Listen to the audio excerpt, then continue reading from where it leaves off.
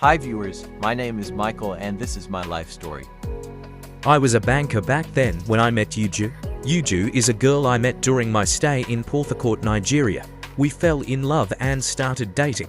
We always hang out often during the weekend and during my off from work, but we never stayed or lived together in the house to know our likes and dislikes. Years later I lost my job and things became tough for me and I had to move back to my village. During my stay in the village, I lost my phone and lost contact with Uju.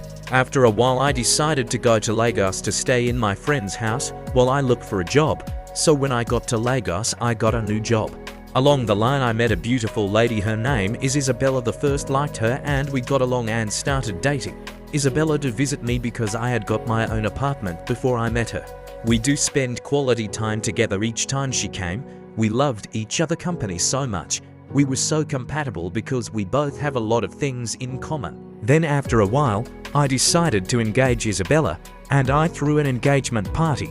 And I invited Isabella's friend Brenda, who happens to be Uju's cousin, without my knowledge.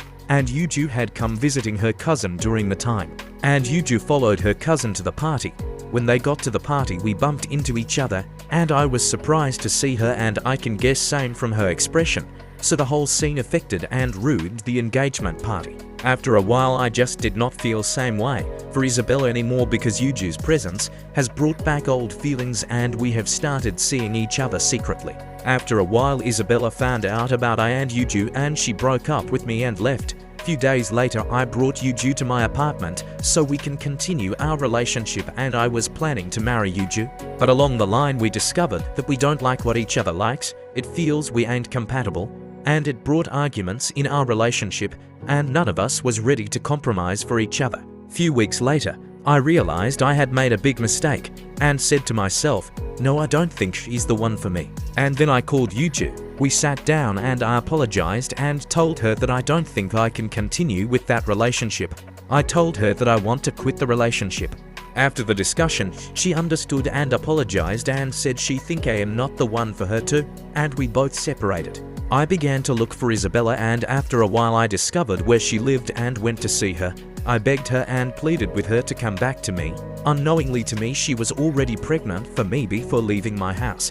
After a while Isabella thought about it all and since she already had my seed in her, she accepted me back and came back to me.